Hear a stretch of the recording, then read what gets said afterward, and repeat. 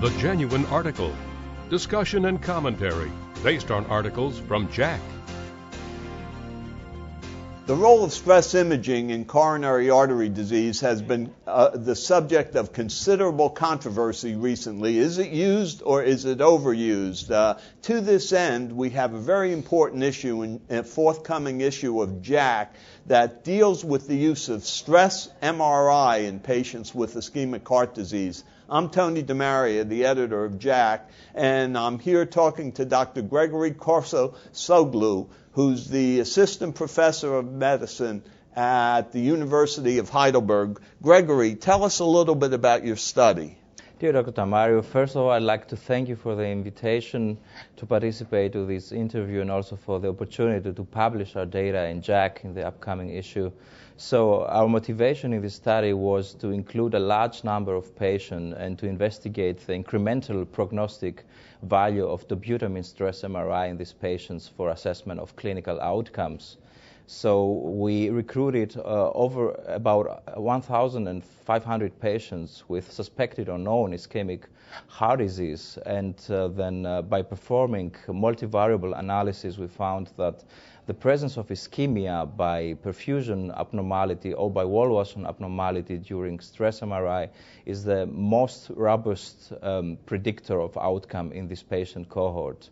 Now, it's very interesting because you not only did wall motion by MRI, but you did perfusion too. Now, how did you get both types of information? Right. So most of the previous study used dual stressor protocols with dobutamine and adenosine for ischemia detection, which actually makes the MRI more complex and time-consuming than previous echocardiographic studies. So exactly for this reason, we decided to use dual modality acquisitions for perfusion and wall motion abnormalities by doing a single stress just with the dobutamine, just to keep it short, the protocol, in order to be able to implement our protocol in a busy MRI lab like the one in our department. And you found that the quality of the images, both the wall motion and the perfusion, were similar to if you did either study independently. Well, actually, there are some limitations for perfusion imaging with dobutamine due to higher heart rates and limited temporal resolution, but we were able to get diagnostic images in most of our patients. And by this way, we were also able to study the complementary value between wall motion analysis and perfusion analysis in our patient cohort. Now, were you able to distinguish whether wall motion was better or worse than perfusion?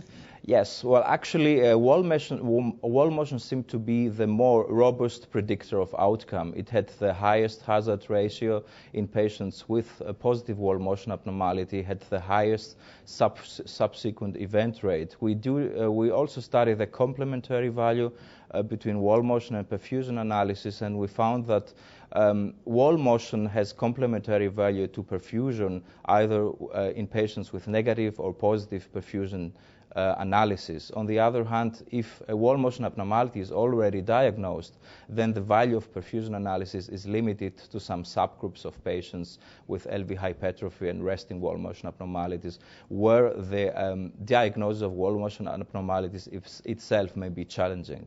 Okay, so two short issues. One, we're looking at hard endpoints here, and number two, were the results of the testing actually used to manage the patients clinically, and could that have affected your results? Yes, sure. So clinicians were able to see inside the MRI results, so they were aware of the MRI results, and the results were also used to structure treatment, and this is also could be so the fact that a lot of our patients received early revascularization is a point that is associated with this issue. So one could say that